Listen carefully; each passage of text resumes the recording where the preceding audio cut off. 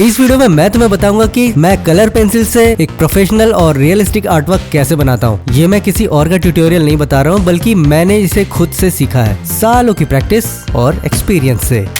तो मैंने अपने कम्युनिटी पर यह पोस्ट डाला था कि मैं इस आर्टवर्क को किस मटेरियल से कलर करूं, और 90% लोगों ने कलर पेंसिल को वोट दिया था। So subscribe to the channel because I am drawing Eren Yeager from Attack on Titan in his Titan form. So let's do it. मैं यूज कर रहा हूँ A3 साइज पेपर 200 GSM और मैं इस रेफरेंस को यूज करने वाला हूँ। So let me draw the sketch.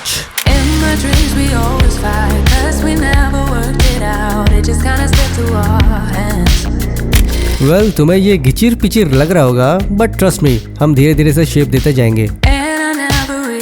भाई ये दिख तो बड़ा खतरनाक रहा है यार, इतना बनाने में ही मुझे बहुत टाइम लग गया। भाई किसी ज़ॉम्बी से कम नहीं लग रहा ये। Have a look.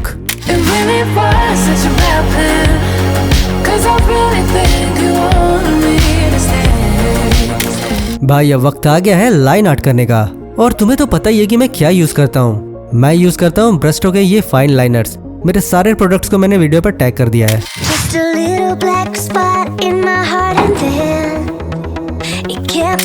And the thing is, इसमें बहुत ज्यादा लाइन आर्ट है, तो मैं सोच रहा हूँ कि इसे पूरे कॉमिक बुक स्टाइल में करूँ, यानी कि proper cross hatching, shading, everything करूँ और एक अच्छा डेप्थ दूं, ताकि कलरिंग करने में मुझे ज्यादा दिक्कत ना आए और ये एकदम उभर कर आए। तो चलिए शुरू करते हैं।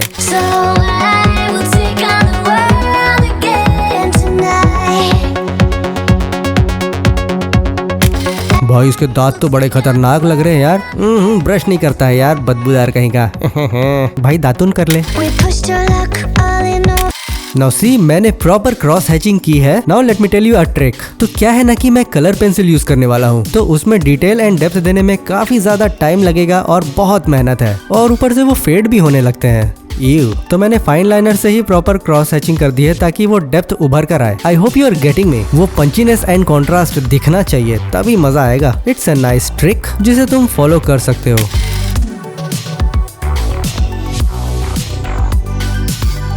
भाई यहाँ देख रहे हो, ये होती है आर्टिस्ट की पहचान। भाई इसमें तो मुझे बहुत ज्यादा टाइम लग रहा है यार, मैं तो बहुत बुरी तरह से थक गया। And finally line art complete हो गया है, और अब हम इसे जल्दी से मिटा कर क्लीन कर लेते हैं।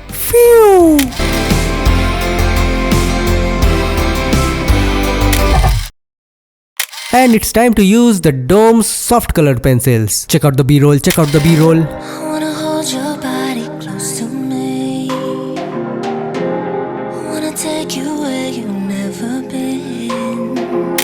तो सबसे पहले इसके बालों से शुरू करते हैं, जिस पे मैं ये ब्लैक कलर यूज करूंगा, और देखते हैं कि ये काम कैसे करता है। सिंस मैंने इस पे अच्छे से लाइन आर्ट किया हुआ है, मतलब मैंने डार्क वैल्यूज को भी दिया हुआ है, तो इसमें मुझे ज्यादा मेहनत करने की जरूरत नहीं पड़ेगी, क्योंकि इसमें ऑलरेडी डार्क वैल्यूज आ चुके हैं। यार इससे बहुत टाइम बचता है, ट्रस्ट मी। तुम्हें पता है ना, मैं शॉर्टकट ढूंढते रहता हूँ। नाउ इसमें इतने सारे रफ पैचेस बन रहे हैं क्योंकि पेंसिल शार्प नहीं है। सी, कितने मस्त स्मूथली फील हो गया ना सिर्फ पेंसिल को शार्प रखने से। भाई ये पेंसिल्स तो कमाल के हैं, मतलब मैं इनको पहली बार यूज कर रहा हूँ, और इससे तो बहुत ही जल्दी और शानदार कलरिंग हो रही है। ये तो नॉर्मल कलर पेंसिल से अच्छे हैं, और शार्प करने से भी ये टूटते नहीं है जल्दी। यार ये तो बहुत ही अच्छी चीज है, एक आर्टिस्ट को और क्या चाहिए। एनीवेज आगे बढ़ते हैं।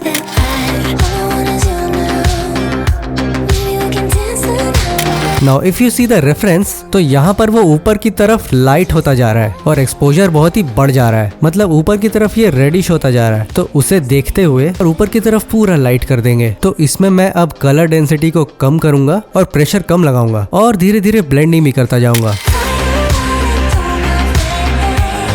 नाउ यू कैन सी, मैंने नीचे की तरफ डार्क करते हुए ऊपर की तरफ बहुत ही कम प्रेशर अप्लाई किया है, ताकि मैं इसके ऊपर ब्राउन कलर अप्लाई करूं और ये प्रॉपरली मिक्स एंड ब्लेंड हो जाए। इससे एक डार्क ब्राउन कलर शेड आएगा, जिसमें ब्लैक के भी फीचर्स होंगे। You can say it, I am blending it just like alcohol markers. And see, मैंने यहाँ पे पूरा ब्राउन कलर अप्लाई किया है एंड ऊपर की तरफ कम प्रेशर अप्लाई किया है। मैंने ये इसलिए किया ताकि लगे कि मैं ब्लैक से ब्राउन में ट्रांजिशन कर रहा हूँ, ना कि डायरेक्टली शिफ्ट कर रहा हूँ। कुछ समझे? आई नो तुम समझ जाओगे, तुम लोग काफी स्मार्ट हो। अब इसकी मांग भर देते हैं। देख रहे हो उस पागल को? गेट के उस पार जाने के लिए गड्ढा खोद के जाएगी। तो नीचे के साइड में ग्रे टोन होगा और ऊपर के साइड में येलो टोन होगा।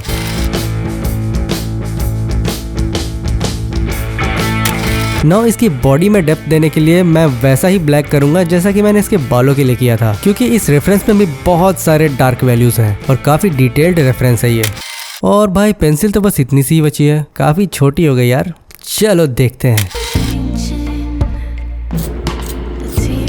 ये तो सॉफ्ट कलर्ड पेंसिल है और मैंने नॉर्मल कलर पेंसिल का भी रिव्यू किया है, जरूर चेकआउट करना। तुम्हें स्क्रीन पर दिख रहा होगा और मैं कमेंट में भी लिंक डाल दूंगा।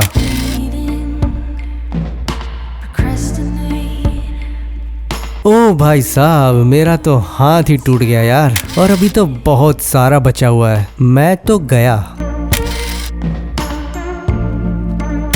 और भाई फाइनली सब कुछ हो गया कंप्लीट। बहुत ही अच्छे से शेडिंग वगैरह हो गई है, लेकिन ऑलमोस्ट बहुत सारी मेहनत कंप्लीट हो गई। और भाई मेरी पेंसिल तो बस इतनी सी ही बची है। तो बताओ भाई किसकी पेंसिल इतनी छोटी है? एनीवेज आगे बढ़ते हैं भाई। तो भाई ऐसा है कि ये तो बन गया और ये काफी सिंप्लीफाई हो गया, और बस हम इस पे कलर करेंगे और वैल्यूज अपने आप बिल्डअप होंगे, तुम देखना। तो आगे बढ़े, और इसके लिए मैं यूज करूंगा ये 3 कलर्स, यानी कि स्किन, येलो एंड ब्राउन।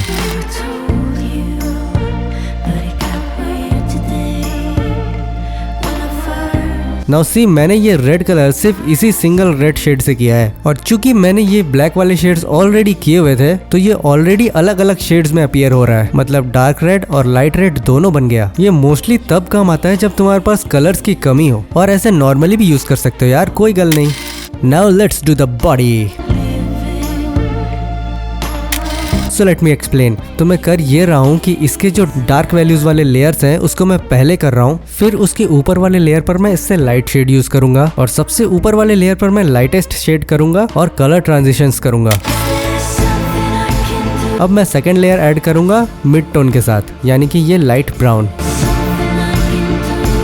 और अब दूसरे लेयर के बाद अब तीसरे लेयर से मैं इस पे अलग अलग वेरिएशंस करूंगा, यानी कि इस पे कलर ट्रांजिशन एंड स्मूथनेस, और उसके लिए मैं यूज करूंगा ये ऑरेंज कलर।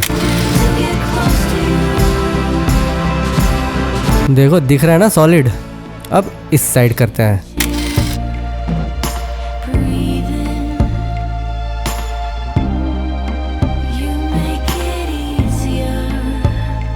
देखो डिटेलिंग कितनी मस्त हुई है इसमें काफी डिटेल्स एंड डेप्थ दिखाई दे रहे हैं। ऑब्वियसली क्योंकि मैंने इसको स्टेप बाय स्टेप यानी कि ब्रिक बाय ब्रिक बनाया है। वो कहते हैं ना, बूंद बूंद से सागर बनता है। Okay so let's continue. और मुझे इसके फटे शर्ट पे करना है, और अगर तुम ध्यान से देखोगे तो इसमें थोड़ा ब्लूइश टाइप का शेड है, तो वैसा इफेक्ट देने के लिए मैं ये 3 कलर्स यूज करूंगा और मजा आ जाएगा। एंड फाइनली अब बच रहा है इसके ऊपर वाला हिस्सा और ये वाला पार्ट, और रेफरेंस के हिसाब से हम इसको रेडिश टोन देते जाएंगे, यानी कि सेम टू सेम वैसा ही ट्रांजिशन। भाई लाल दुपट्टा तो उड़ गया इसके हवा के झोंके से। एंड फाइनली इसके फटे चीथड़े शर्ट का ये वाला हिस्सा बचा है और बैकग्राउंड बचा है। वैसे मैं नहीं समझ पा रहा हूँ कि रेफरेंस में इसको शर्ट क्यों पहनाया हुआ है, क्योंकि शायद ये तो कपड़े नहीं पहनता है। आई डोंट नो, तुम लोग मुझे कमेंट करके बताओ। And let's do it. And now it's time to do the background, but मैं नहीं यूज करने वाला कलर पेंसिल सब। भाई मेरे तो हाथ टूट फूट के बराबर हो चुके हैं, तो मैं चुपचाप अपने अल्कोहल मार्कर्स को यूज करूंगा।